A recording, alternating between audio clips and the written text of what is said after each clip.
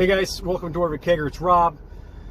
Today I'm gonna rant, and I'm gonna rant about driving conditions and how much I hate this kind of weather. Check it out.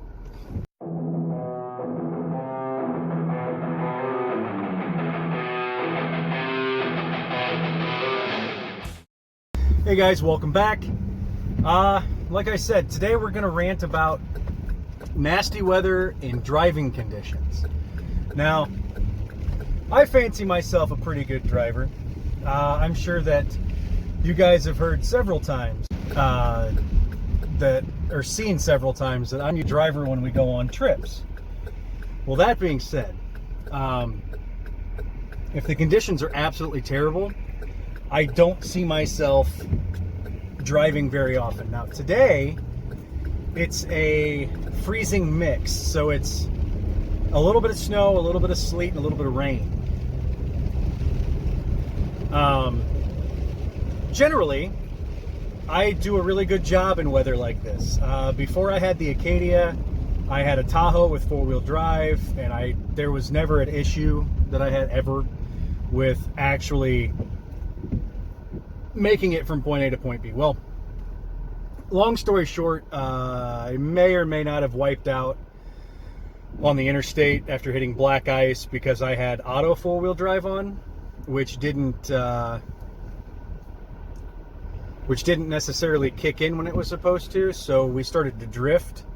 We drifted sideways, and I came across and I hit the center divider. It was one of those one with like the wires and then the posts. So I hit a wire, slowed down, but then as soon as I hit the post, it ripped part of the front left part of my bumper off, and it ruined all of the headlights, and it took out my side mirror, and then all of my door was screwed up and dented in because we ended up hitting it and then hitting it again.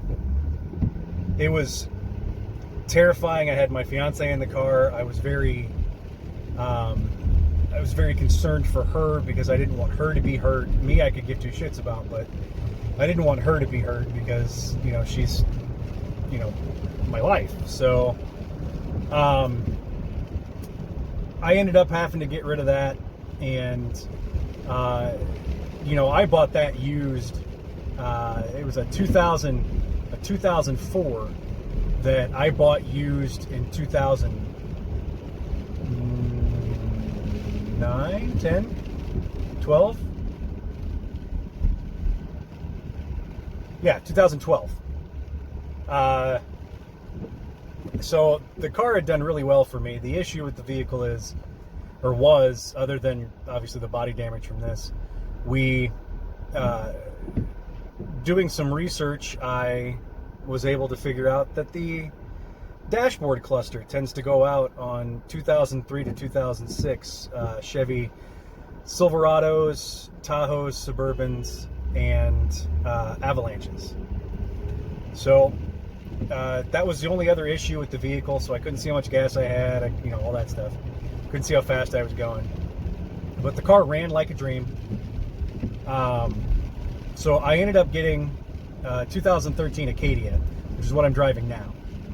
Now, out of all the ones that I looked at, this is the only one that had pretty much every option that I wanted. The exception of the option that I wanted was all-wheel drive. Now, I don't know if you guys are familiar with it or not, but all-wheel drive adds about $3,000 to $5,000 to your vehicle. I got this one for a steal. It was one owner. It's got leather seats, heated seats. It's got a backup camera. It's got remote start. Oh God.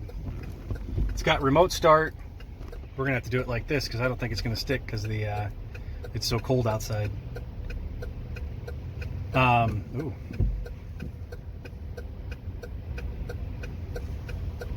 Close enough. The only thing it doesn't have is all-wheel drive, and I gotta tell you, I've never been more afraid to drive in bad weather than without all-wheel drive. And that's me being 100% with you guys, because I can't. if it's a little sludgy outside, you hit the gas, you're going to spin out. If it's a certain temperature and wet outside, you're going to spin out if you hit the gas. When you make a turn, you have to be careful how much you accelerate through the turn, or else you're going to spin out.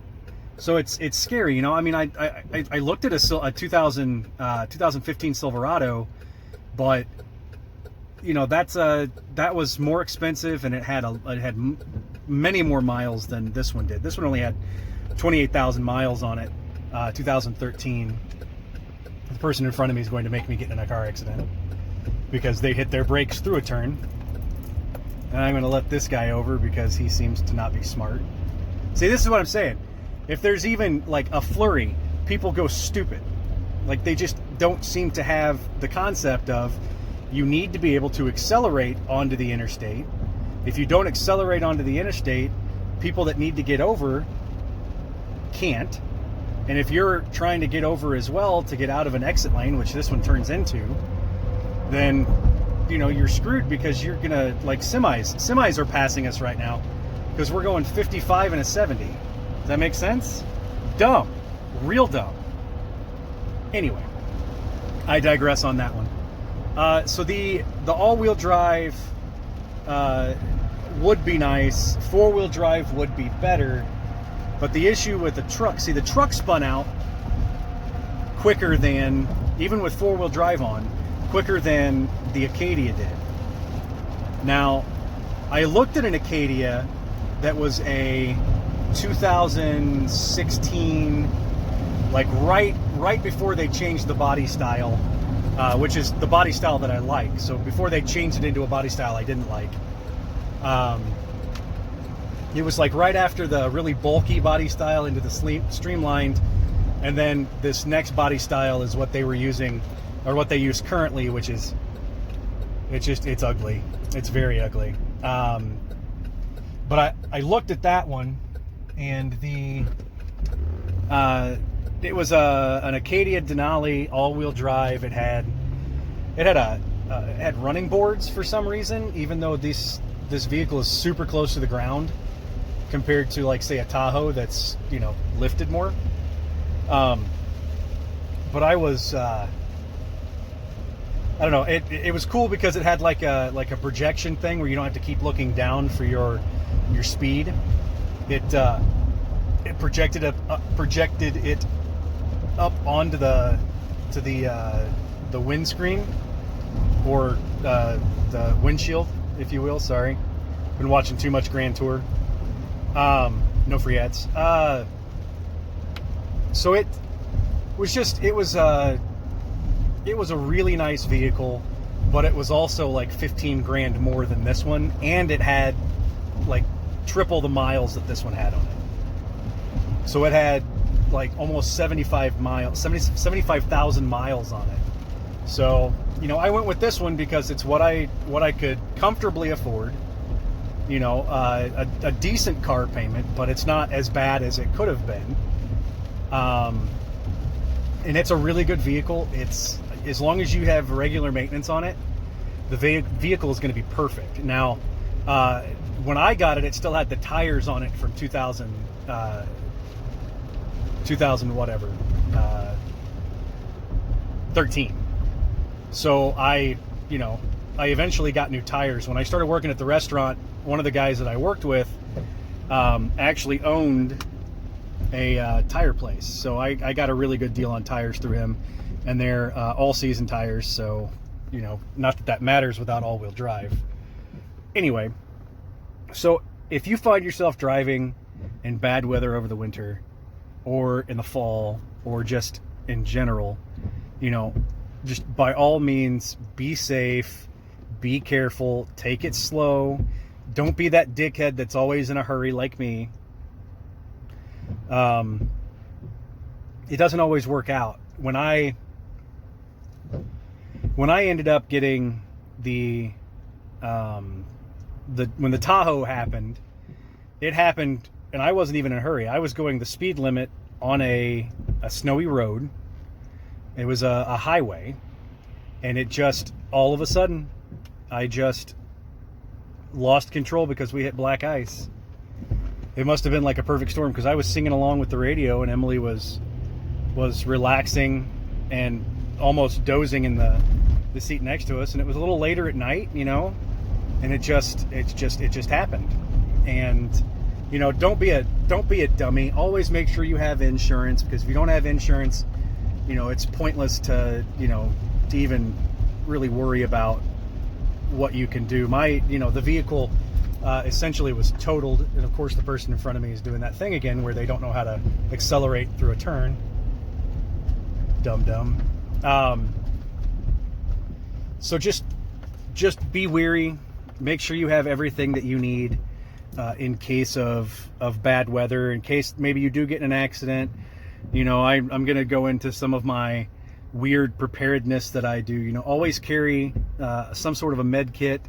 If you can, carry a trauma med kit, a tourniquet, you know, like some Z bandage or some Israeli dressings or something like that. Just something that's really going to hold pressure on something that might be an open wound. You know, if you want to get really into it, you can get chest seals and stuff like that, but those are really mainly for sucking chest wounds, like if you've been in a gunfight or something. Hopefully none of our listeners get in gunfights. All right, so that was a big giant roundabout way of saying be careful when you drive in bad weather. Like, subscribe, hit that little bell at the bottom. Follow us on Instagram, on Facebook. If you want to support the shenanigans that we do here, we have a Patreon. The link will be down below. Please, by all means, donate as little as you want. If you don't want to donate, that's fine too. But we have exclusive content on our Patreon for any of our Patreon members.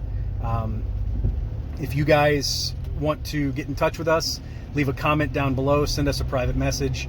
We'd be more than happy to respond to you. If you have any suggestions for future rants or future videos in general, please let us know. If there's anything at all that you guys want to see that's within reason, we would be more than happy to accommodate. All right, guys. Until next time, cheers.